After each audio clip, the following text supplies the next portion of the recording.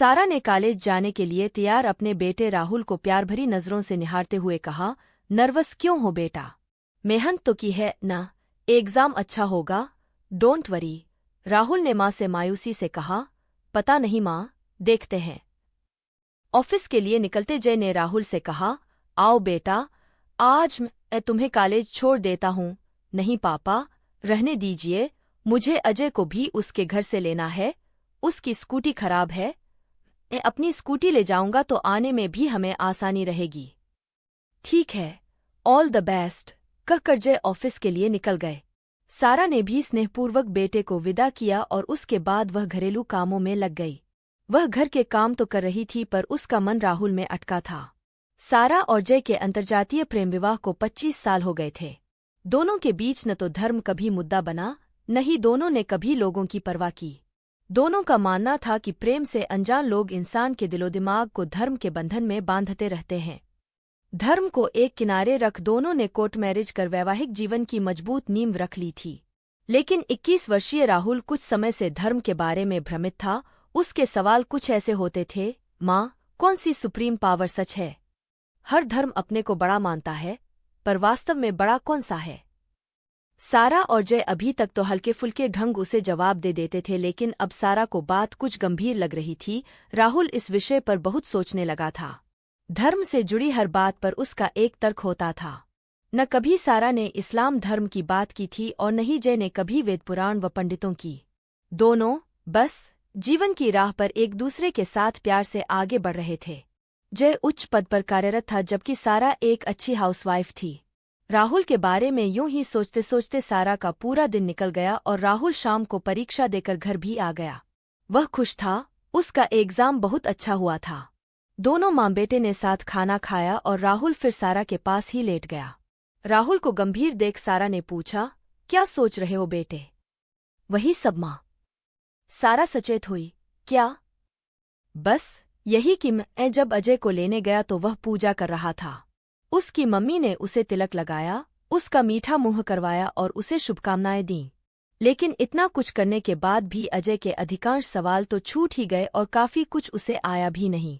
वह काफी उदास था, कह रहा था कि इतना पूजा पाठ किया लेकिन नतीजा कुछ नहीं निकला। पर आपने तो यह सब नहीं किया, फिर भी मेरा एग्जाम अच्छा हुआ।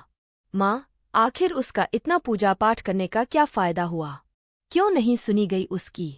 वैसे मैं मन ही मन काफी डरा हुआ था। हमेशा की तरह आप मुझे ऐसे ही भेज रही थीं पर मेरा एग्जाम बहुत अच्छा हुआ, माँ। सारा आज बेटे के मन की सारी दुविधा दूर करने के लिए तैयार थी। वह इसलिए बेटा, तुमने बहुत मेहनत की और सफलता हमेशा मेहनत से ही मिलती है, इन सब ढोंगों से नहीं। पर माँ, हम लोग तो कभी कोई पूजा पाठ नहीं करते। मेरे अन्य दोस्तों के यहाँ तो अलग ही माहौल होता है। आरिफ तो रात रात भर जाग कर इबादत करता है और कैरेन हर संडे चर्च जरूर जाती है, चाहे कुछ हो जाए। अजय का हाल तो मैंने अभी आपको बता ही दिया है। माँ, आपको डर नहीं लगता कि हम लोगों के साथ कुछ बुरा न हो जाए? कहीं जो एक सुप्रीम पावर है वह हमसे नाराज न हो जाए? कौन सी सुप्रीम पावर की बात कर रहे हो बेटा? यह सब बस धर्म का डर है जो पीढ़ियों से हमारे परिवार वाले हमारे अंदर बिठाते चले गए।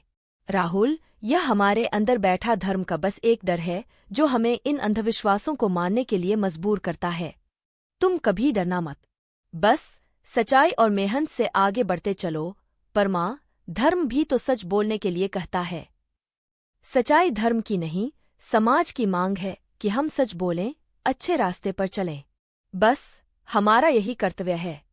धर्म के नाम पर नहीं बल्कि समाज की बेहतरी के लिए सच्चाई, मेहनत और ईमानदारी के रास्ते पर चलना है। पर माँ, डर नहीं लगता कि हमारे साथ कुछ बुरा न हो जाए? हमारे सामने कोई परेशानी आएगी तो फिर हम किससे मदद मांगेंगे? कौन सुनेगा हमारी?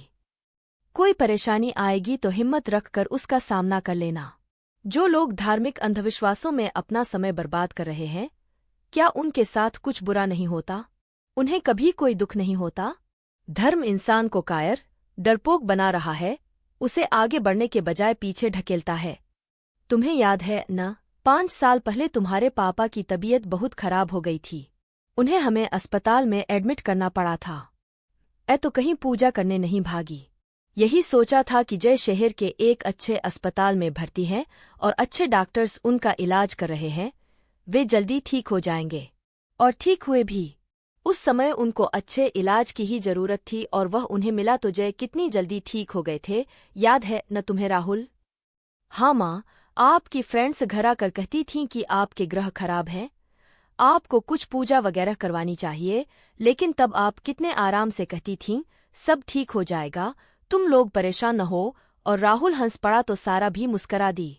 राहुल आगे बोला, पता है माँ, मेरे सारे दोस्त मुझसे पूछते रहते हैं कि तुम लोग किस धर्म को मानते हो, लेकिन मैं उन्हें हंसकर टाल देता हूँ, बता ही नहीं पाता किसी धर्म के बारे में। बेटा, बता देना अपने दोस्तों को कि हम लोग आधुनिक विचारधारा वाले हैं। हमारा एक ही धर्म है, इंसानियत का, कर्म करते रहने का। मेरे माता पिता व्यावहारिक हैं और बिना किसी धर्म को माने भी हमें जीवन में सब कुछ मिल रहा है। हमारे जीवन में भी वही सुख दुख लगे रहते हैं जो आप लोगों के जीवन में आते हैं। उन्हें बता देना कि हमने ऐसा कुछ नहीं खोया है जो कि किसी धर्म के अंधविश्वासों के बंधन में बंध कर उन्हें मिल गया या हमारा कोई भारी नुकसान हो गया। सारा ने अब हंसते हुए राहुल से कहा, उनके बच्चे धर्म के विश्वास का सहारा लेकर भी फेल होते हैं और तुमने इन बेकार बातों पर आंख मूंद कर विश्वास किए बिना पिछले साल कॉलेज में टॉप किया है। तुम्हें पता ही है, हमारे सारे रिश्तेदार भी हमें नास्तिक, बेकार कहकर ताने मारते हैं, पर हमारे किसी भी सवाल का जवाब उनके पास नहीं होता। राहुल ने हंसते हुए माँ के गले में बाहें डाल दीं, पर मेरी माँ के पास हर सवाल का जवाब है। आई प्रॉमिस, माँ, मेरे मन में अब कोई डर नहीं रहेगा। Very good, that's like our son. Rahul का मन हल्का हो गया था। वह अगले एग्जाम की तैयारी के बारे में सोचने लगा था। सारा खुश थी कि उसने अपने बेटे को वही सीधा, उचित रास्ता दिखाया है जिस पर वह और जय 25 सालों से चल रहे हैं। अब उनका बेटा भी बिना किसी दुविधा के, बिना किसी शंका के उस रास्ते पर उनके साथ था। यह उनके लिए काफी खुशी की बात थी।